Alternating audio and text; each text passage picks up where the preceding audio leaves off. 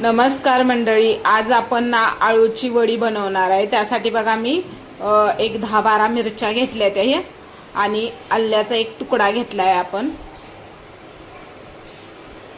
आल्याचा तुकडा घेतलाय आणि हा लसूण घेतलाय। एक 2 गड्डे लसणाचे घेतले ते आणि कोथिंबीर घेतल्या। आता हे सगळं मिक्सरला आपण बारीक करून घेऊया। आता हे बारीक करून घेतले मी। आता ही साईडला काढून ठेवूया। आता एक लिंबू आपण चिरून घेऊया। लिंबू चिरल्यानंतर आता हे थोडासा आपण गूळ घेतलाय। आता थोडासा आपण चेचून घेऊया गूळ। याचा बारीक करून घ्यायचा, नंतर त्यामध्ये लिंबू पिळून घ्यायचा। आता असं चांगला एक लिंबू आपण पिळून घेतलाय। असा पिळून घ्यायचा म्हणजे वडी एकदम टेस्टी लागती। आणि आपण 1 चमचा हळद टाकले आणि 1 चमचा जिरं टाकले ते, आणि ह्यामध्ये आपण बेसन पीठ टाकले आणि हा मसाला बनवलेला तो टाकलाय। नंतर चवीनुसार मीठ टाकले। आता थोडंसं पाणी टाकायचं आणि हे चांगलं मिक्स करून घ्यायचं। असं चांगलं मिक्स करून घ्यायचं। हे बघा, असं चांगलं मिक्स करून घ्यायचं। अशी वडी बनवली ना एक नंबर टेस्टी वडी लागती। नक्की अशी बनवून बघा, तुम्हाला नक्की आवडेल अशी वडी।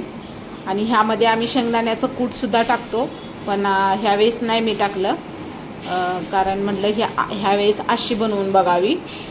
कारण शेंगदाणे टाकले ना तरीसुद्धा मस्त लागती आणि बिना शेंगदाण्याची पण चांगली लागती। आणि हे बघा, आळूची पानं एकदम मस्तपैकी ताजी एकदम गावासनं पानं दिली आहेत। या माझ्या आईनं गावासनं पानं दिली आहेत। मग आता आपण चांगली स्वच्छ धुवून घेतले ते, एकदम चांगली फ्रेश पानं आहेत। आता चांगलं धुवून घेतल्यानंतर आता हे आपण बेसनपीठ ह्या पानासनी लावायचं। असं लावून घ्यायचं, एकदम पातळ लावून घ्यायचं। हे बघा, असं लावून घ्यायचं आणि एक पान असं ठेवायचं, एक पान उलटं करून ठेवायचं। असं पानं ठेवायची तर असं, हे बघा, असं लावून घ्यायचं। आणि ही वडी ना खायला मस्त लागते आणि चांगली 2-3 दिवस चांगली मस्तपैकी राहते। आपण चांगलं असं वडी वापरून घेतल्यानंतर ना चांगले आपण तळून घ्यायची। तळून घेतल्यानंतर मस्तपैकी डब्यात भरून फ्रीजमध्ये ठेवली ना 2 दिवस चांगली वडी राहते, एकदम मस्त वडी राहते। कधी लागेल तेव्हा आपण खाऊ शकतोय, नाहीतर आपण अशीही ठेवू शकतोय। कधी आपल्याला लागेल तेव्हा आपण तळून पण खाऊ शकतोय।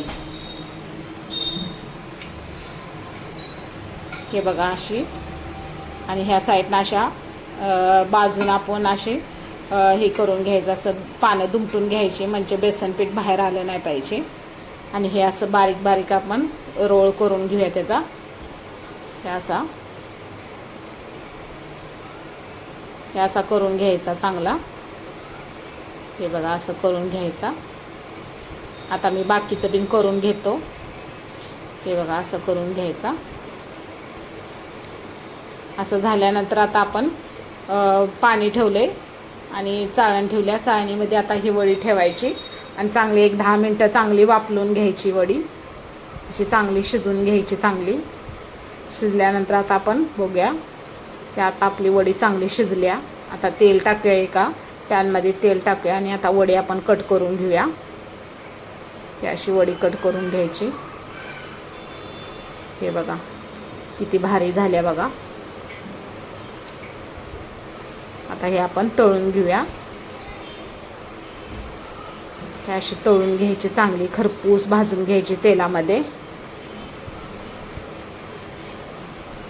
अशी चांगली खरपूस भाजल्यानंतर ना मग एकदम मस्त क्रिस्पी लागते चांगली। आणि मस्तपैकी वडी दही धपाटं मस्त लागतात खायला।